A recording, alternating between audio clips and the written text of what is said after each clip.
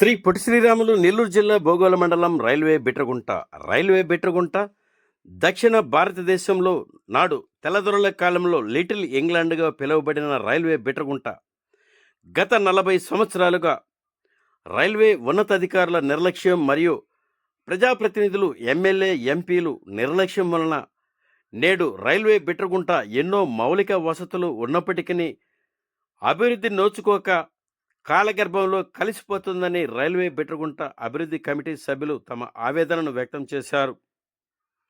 అల్లూరు, దగదత్తి, బోగోలు మండలాల్లోని ప్రజలు విద్య, వైద్యం, ఉపాధి కొరకు సుదూర ప్రాంతాలైన చెన్నై, బెంగళూరు, విజయవాడ, తిరుపతి వంటి ప్రాంతాలకు వెళ్ళి నిత్యము విద్య, వైద్యం, ఉపాధి కొరకు వెళ్ళే ప్రయాణికులకు, ప్రజలకు రైల్వే బిట్రగుంట రైల్వే స్టేషన్ నందు ఎటువంటి రైళ్లు లేకపోవటం వలన తీవ్ర ఇబ్బందులకు గురి అవుతున్నామని, ఎన్నో మౌలిక వసతులు ఉన్నప్పటికీ రైల్వే బిట్రగుంట అభివృద్ధి నోచుకోకపోవటం ఎంతో దౌర్భాగ్యమని, ప్రజాప్రతినిధులు, అధికారులు ఇకనైనా స్పందించి రైల్వే బిట్రగుంట అభివృద్ధి చేయాలని తమ ఎమ్మెల్యేలను, ఎంపీలను ఎన్నోసార్లు అర్జీలు ఇచ్చినప్పటికీ రైల్వే ఉన్నతాధికారులు స్పందించకపోవడంతో తీవ్ర ఆవేదన వ్యక్తం చేసి రైల్ రోకో నిర్వహించుటకు, బిట్రగుంట అభివృద్ధికి అవసరమైతే తమ ప్రాణం త్యాగ చేయుటకైనా సిద్ధమని రైల్వే బిట్రగుంట అభివృద్ధి కమిటీ సభ్యులు, బోగోలు మండలంలోని ప్రజలు అధికారులను హెచ్చరించారు. బిట్రగుంట రైల్వే పరంగా అభివృద్ధి చెందటం వలన అల్లూరు, దగదత్తి, బోగోలు మండలాల్లోని ప్రజలు విద్యా, వైద్యం కొరకు నిత్యం వెళ్ళే ప్రజలకు రైల్వే బిట్రగుంట రైలు ప్రయాణాలు ఎంతో ప్రయోజనకరంగా ఉంటుందని, తక్షణమే ఉన్నతాధికారులు నిర్లక్ష్యం వీడి బిట్రగుంటను అభివృద్ధి చేయాలని రైల్వే బిట్రగుంట అభివృద్ధి కమిటీ సభ్యులు రైల్వే అధికారులను కోరారు.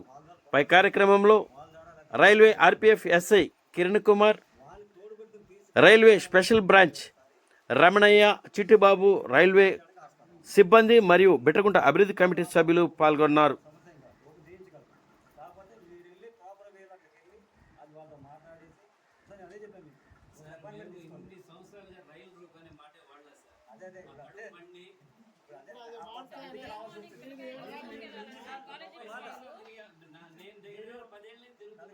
మీరు ఎన్నిసార్లు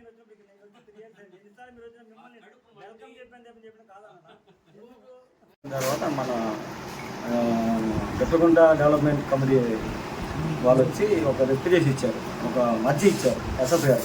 ఏమని, ఇది ప్రైవేటైజేషన్ అవుతుంది, ప్రైవేటైజేషన్ కాకుండా రైల్వేనే మేము రన్ చేయాలి, దీన్ని కంటిన్యూ చేయండి, లేదంటే మేము రైల్వేకి తీయాల్సి వస్తుంది లాస్ట్ యాక్సెప్ట్గా అని చెప్పి వాళ్ళు చెప్తున్నారు. ఆ పర్పస్లో మా డిపార్ట్మెంట్ నుంచి కొన్ని ఆర్డర్స్ వచ్చాయి. రైలు రోగ్ అనేది చట్టరీత్యా నేరము, వాళ్ళకి కమిటీ దగ్గరికి వెళ్ళి ఒకసారి మాట్లాడండి, అసలు ఏంటి ఉద్దేశం ఏంటి కొంతమంది చెప్పారు. ఆ పర్పస్లో మీకు వచ్చాము. అందుకోసం మిమ్మల్ని అందరూ దేని చెప్పేది ఏంటంటే, ఏది చేసినా కూడాను మీరు శాంతియుతంగా చేయండి. రైలు రోగ్ అన్నది చట్టరీత్యా నేరం. అది ప్రజెంట్ ఏంటంటే హై లెవెల్లో జరుగుతుంది, హై లెవెల్లో చాలా ప్రాబ్లం అవుతుంది. రైల్వే చట్ట ప్రకారం అది 3 సంవత్సరాలు జైలు, 2,000 రూపాయలు జరిమానా రెండూ జరుగుతాయి. అది ట్రైల్ అవుతుంది, కోర్టులో చాలా సీరియస్గా తీసుకుంటాం, దాన్ని రైల్వే కూడా సీరియస్గా తీసుకుంటారు. కాబట్టి ఆ రైలు రోగ్ చేయకుండా మీరు ఏదైనా చేయవలసింది చెప్పండి, అది చెప్పండి మీరు ఏంటంటే. గత 40 ఏళ్ళుగా ఉన్న సమస్యలు అధికారులకు చెప్తున్న నిర్లక్ష్యం వహించడం వల్లనే ఈరోజు రైలు రోకో చేయాలని ఆ ఉద్యమానికి ఇక్కడున్న బోగోలు మండలంలోని 16 పంచాయతీల ప్రజలు, అలాగే స్వచ్ఛంద సేవా సంస్థలు వీళ్ళందరూ కోరుతున్నారు. సార్, విసుగు వేసారిపోయారు కాబట్టి రైలు రోకో చేస్తే స్పందిస్తారేమో అని చివరికి ఆ నిర్ణయం తీసుకుంటున్నారు. ఇంతవరకు ఇన్ని సంవత్సరాలు రైల్వే అధికారులు ఎన్ని అర్జీలు ఇచ్చినా ఇటు ప్రజాప్రతినిధులు, ఎమ్మెల్యేలు, ఎంపీల ద్వారా, అలాగే స్థానిక ప్రజల నుంచి, బిట్రగుంట అభివృద్ధి కమిటీ నుంచి ఎన్నో అర్జీలు ఇచ్చారు. నిర్లక్ష్య ధోరణితో బిట్రగుంటను చిన్నచూపు చూస్తూ రోజుకు బిట్రగుంటను కాలగర్భంలో కలుపుతున్నారు. కాబట్టి ఈ రైలు రోకో చేయాలని తుది నిర్ణయానికి వచ్చాం. ఇక్కడ స్థానిక ప్రజలు బిట్రగుంట అభివృద్ధికి అవసరమైతే ప్రాణత్యాగం చేయడానికి కూడా వెనకాడమని అంటున్నారు. ఇకనైనా రైల్వే ఉన్నతాధికారులు స్పందించి ఈ బిట్రగుంటను, అలాగే ఈ బిట్రగుంట పరిసర ప్రాంతాల్లో ఉన్న 3 మండలాలు అల్లూరు, దగదత్తి, బోగోలు, ఈ 3 మండలాల ప్రజలకు ప్రయోజనకరంగా రైల్వే అధికారులు ఎందుకు నిర్ణయం తీసుకోకూడదు? అలాగే 2,000 ఎకరాలకు పైగా రైల్వే భూమి ఉంది, అలాగే రైల్వే మౌలిక వసతులు ఉన్నాయి. ఎందుకని రైల్వే అభివృద్ధి చేసేదానికి ముందుకు రావట్లేదని ఇక్కడ స్థానికులు కోరుతున్నాం సార్. ప్రజాప్రతినిధుల ద్వారా అనేకసార్లు అర్జీలు ఇచ్చాం, మేము ఇచ్చాం. స్పందించకపోవటం వల్లనే చివరిగా రైలు రోకో చేయాలని నిర్ణయానికి వచ్చాం సార్.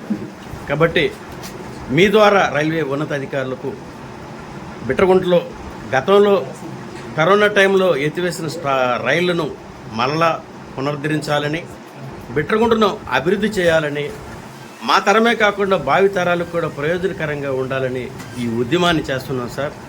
మీరు మా ద్వారా ఈ యొక్క వినతిని, మా సమస్యలను, మా బాధలను, మా డిమాండ్లను కూడా అర్థం చేసుకుని రైల్వే ఉన్నతాధికారులకు తెలపాలని మనం చేస్తున్నాం సార్.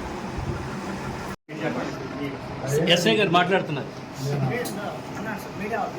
రైల్వే పెద్ద జ్ఞానం అయిపోయింది అది అకౌంట్లో, అందుకే రావాల్సి వచ్చింది. లేకపోతే ఎందుకు వస్తాం మీ దగ్గరికి చెప్పండి ఒకసారి. చెప్పి ఆటోమేటిక్ ఉన్నట్టే కదా, మీకు మా ప్రాబ్లం కూడా ఉందని చెప్తున్నా కదా సార్. మా స్థానంలో సార్ మీకు నేను మీ స్థానంలో ఉంటే డిపార్ట్మెంట్ కాబట్టి నా డిపార్ట్మెంట్ ఉండాలి కదా.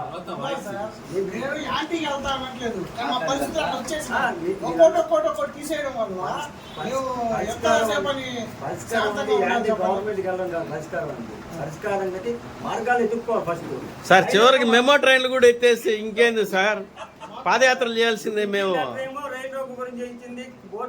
కాదు సార్, మేము ఉన్న మెమో ట్రైన్లు కూడా ఎత్తేసారు, ఎక్స్ప్రెస్లు ఎత్తేసారు.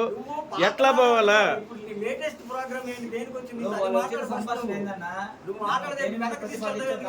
మీరు అభివృద్ధి చేసే దాంట్లో చొరవ చూపించండి. ఇక్కడ వందే భారత్ ఎక్స్ప్రెస్ని గౌరవనీయులైన మోడీ గారు ఒక ప్రెస్టీజియస్ దీంతో తీసుకొని చేస్తున్నారు. ఐసీఎఫ్లో అక్కడ స్థలం లేదు, దానిపైన రిపోర్ట్లు కూడా చాలా ఉన్నాయి. వాళ్ళు కూడా ఒకటే అడుగుతున్నది ఏంటంటే, బిట్రగుంటని ఒక యాన్సిలరీ యూనిట్ కింద దాన్ని కట్టొచ్చును అని అడుగుతున్నారు. ఇదే విధంగా చాలా ఆప్షన్స్ ఉన్నాయి. వాళ్ళు కనుక గవర్నమెంట్ వాళ్ళు కనుక రైల్వే అడ్మినిస్ట్రేషన్ కనుక సక్రమంగా స్పందించి ఇక్కడ ఉండేటటువంటి వనరుల్ని సక్రమంగా కనుక వినియోగించే పరిస్థితుల్లో ఇది ఒకటే కాదు, ఏదైనా పెట్టొచ్చును. మెమూ ట్రైన్స్ వస్తున్నాయి, మెమూ ట్రైన్స్ రేట్స్ వస్తున్నాయి, వాటికి చాలా డిమాండ్ ఉంది, దాన్ని కూడా పెట్టవచ్చు. ఎలక్ట్రికల్ లోకోమోటివ్స్ మనకి 800+ ఉన్నాయి సౌత్ సెంట్రల్ రైల్వేలో.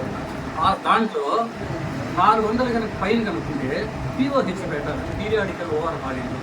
దానివల్ల దాదాపు 4-5 వేల మందికి బెనిఫిట్ వస్తుంది. దాన్ని ఎక్కడెక్కడికో పంపిస్తున్నాం, మనం ఇతర రైల్వేకి పంపిస్తున్నాం. రైల్వేకి లాస్, టైం లాస్, అన్ని రకాల లాస్లు అన్నమాట.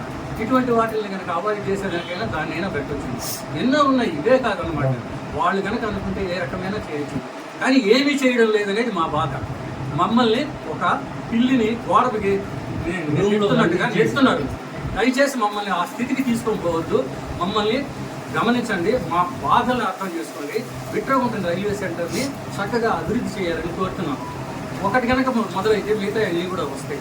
మేము అడిగేది ఏంటంటే, మీరు ఇక్కడ చట్ట విరుద్ధమైన పని ఒకటి చేయబోతున్నారు అనేది దీని మీద వస్తున్నారు కాబట్టి, అసలు ఎందుకు చట్ట విరుద్ధమైన పని చేయాలని అనుకుంటున్నారు వాళ్ళు అనే దానిపైన మీరు చక్కగా విశ్లేషణ చేసి మొత్తం ఈ భూగోళ మండలంలో మొత్తం విశ్లేషణ చేసి దానిపైన ఉండేటటువంటి సాధక బాధల్ని తప్పనిసరిగా మీకు ఉన్నతాధికారుల దృష్టికి తీసుకొని పోయి ఈ సమస్య పరిష్కారం చూపించాల్సిందిగా మేము కోరుతున్నాం. మంచి నివేదిక ఇవ్వండి సార్. అదే ఫస్ట్ చేస్తాము, తర్వాత నిరాకరణ చేస్తాం, తర్వాత ఉద్యమాలు చేస్తాం. ఫైనల్గా మాకు అవకాశం లేనప్పుడు అది మేము రైలు లోపలికి వస్తాం. అప్పుడు మీరు వచ్చే ముందు ఇవన్నీ జరగకపోయినప్పుడు ఫైనల్గా మీరు అన్నారు, అది వచ్చే ముందు కూడా విత్ ఇంటిమేషన్ మాకు ఇవ్వండి ఒకసారి. తప్పనిసరిగా చేస్తాం. ప్రజల్లో ఆ మాత్రం చైతన్యం వచ్చినప్పుడు మేము ఖచ్చితంగా చేస్తాం. ఏది మీ దగ్గర నుంచి స్పందన రానప్పుడు, అధికారుల దగ్గర నుంచి సక్రమమైనటువంటి స్పందన రాకపోతే మమ్మల్ని, మీకు ఇందాకే చెప్పాను, పిల్లిని గోడకి నెట్టడమే. ఆ రకంగా తయారు చేసి భోగోలు మండలాన్ని ఒక అగ్నిగోళంగా మనం తయారు చేయొద్దని చెప్పి మమ్మల్ని కోరుతున్నాం. మీరు ఏదైతే చెప్పారో మేము రిపోర్ట్ పెడతాం. ప్లీజ్ మీరు ఇప్పుడు స్టెప్ బై స్టెప్ చేసిన తర్వాత ఫైనల్గా అది అన్నారు. ఫైనల్గా మీరు అది చేసినప్పుడు కూడా ఎప్పుడైతే ఇంటిమేషన్ అట్లా ఇవ్వండి. ఈలో ప్రాసెస్ అంతా మేము నడిపిస్తాము. మీరు చెప్పిన ప్రాబ్లమ్స్ అన్నీ పేపర్ పెడతాము, మేము వాళ్ళకి పంపిస్తాం. అధికారులకి వాళ్ళు ఏం చెప్తారో దానికి సమాధానం వాళ్ళకి పంపిస్తాం. వాళ్ళకి చెప్పండి, ప్రజల్లో ఈ విధమైన బాధలు ఉన్నాయి, వాళ్ళు స్టెప్ బై స్టెప్ చేయాలనుకుంటున్నారు, యాజ్ ఏ లాస్ట్ రిసార్ట్గా ఈ పని చేయాలనుకుంటున్నారు. అటువంటి ఈరోజు బిట్రగుంట రైల్వే అభివృద్ధి కమిటీ సమావేశంలో ఈరోజు బిట్రగుంట రైల్వే ఆర్పిఎఫ్ ఎస్ఐ గారు రావడం జరిగింది. మేము ఇచ్చినటువంటి రైల్ రోకో పిలుపుని వాళ్ళు పరిగణలో తీసుకొని ఈరోజు బిట్రగుంట రైల్వే అభివృద్ధి కమిటీ నేతలైనటువంటి మా అందరినీ వాళ్ళు ఇక్కడ పిలిపించి మాట్లాడడం జరిగింది. గత 40 ఏళ్ల నుంచి బిట్రగుంటలో ఉన్నటువంటి రైల్వే పరిశ్రమలు కానీ, అలాగే కార్యాలయాలు, రైల్వే సంబంధించిన కార్యాలయాలు కానీ, అలాగే ఇక్కడ ఉన్నటువంటి రైల్వే స్టేషన్లో ఆగేటువంటి రైలు బండ్లను కరోనా సాగుతో తీసేయడం, అలాగే బిట్రగుంట చెన్నై విజయవాడ, అలాగే బిట్రగుంట విజయవాడ ప్యాసింజర్ రైళ్లను కూడా కారిడార్ వర్క్ ఉందని చెప్పి ఆ బండ్లను కూడా 1 సంవత్సరం కాలం నుంచి ఇక్కడ తీసేయడం జరిగింది, క్యాన్సిల్ చేయడం జరిగింది. కాబట్టి ఇలాంటివి మేము అభివృద్ధికి అడుగుతూ ఉంటే వాళ్ళు దాన్ని తిరోగా అభివృద్ధి చేస్తూ ఇక్కడ ఉన్నటువంటి సదుపాయాలు తగ్గిస్తూ పోతూ ఉన్నారు. అదేమంటే ఇక్కడ ఆదాయం లేదు, ఇక్కడ అది లేదు, ఇది లేదు అని చెప్పి చెప్పడం రైల్వే శాఖ అధికారుల పనితీరుకు నిదర్శనం. ఇప్పుడు మనం చూస్తే రైల్వే శాఖ అనేది ఒక ప్రభుత్వ రంగ సంస్థ, దాన్ని ఒక ప్రైవేట్ రంగ సంస్థగా మార్చి మాకు ఆదాయం ఉంటేనే మేము చేస్తాము, లేదంటే ఆదాయాలు లేతే తొలగించుకుంటూ పోతామని చెప్పి చేయడం ఇది ఎంతవరకు సమంజసం అని చెప్పి నేను రైల్వే శాఖ అధికారులని అడుగుతా ఉన్నా. ఎందుకంటే ఒక్క బస్సులో 5 మంది వెళ్ళినా, 10 మంది వెళ్ళినా, 50 మంది వెళ్ళినా కూడా ఆ సర్వీస్ అనేది కొనసాగించాలి. ఇది ప్రజా రవాణా వ్యవస్థ. ప్రజాస్వామ్యంలో ప్రజల చేత ఎన్నుకోబడిన ప్రభుత్వాలు ప్రజల శ్రేయస్సు కోసం, ప్రజలకు కావాల్సిన మౌలిక సదుపాయాలు ఏర్పాటు చేయడంలో ఇదిగా ఉండాలి, ముందుండాలి. కానీ ప్రజలకి దగ్గర నుంచి ఇక్కడ ఇన్ని టికెట్లు సేల్ అవ్వట్లేదు, ఇన్ని రిజర్వేషన్ కౌంటర్లు అవ్వట్లేదు, ఒక టార్గెట్ పెట్టి ఒక ప్రభుత్వ రంగ సంస్థని ప్రైవేటు రంగ సంస్థగా మార్చేటువంటి ప్రక్రియ ఈరోజు రైల్వేలో జరుగుతూ ఉంది. ఇక్కడ ఆగేటటువంటి 10 బండ్లను తీసేసి ఆ రైల్వే స్టేషన్లో టికెట్లు సేల్ అవ్వడం లేదంటే ఎంతవరకు సమంజసం అని అడుగుతా ఉన్నాను. రైళ్లని పునరుద్ధరించాలి, రైళ్లను స్టాపింగ్ ఇవ్వాలి, అప్పుడు స్టేషన్ యొక్క ఆదాయం పెరుగుతుంది. కానీ రైళ్లను తీసేసి టికెట్లు సేల్ అవ్వమంటే ఇది ఏదో ఒక సామెత ఉంది పెద్దలు చెప్పినట్టు, అలాగా అది వేరే రకంగా పోతుంది. కాబట్టి దీన్ని ప్రతి ఒక్కరు గమనించాలని చెప్పి కోరుతున్నాను.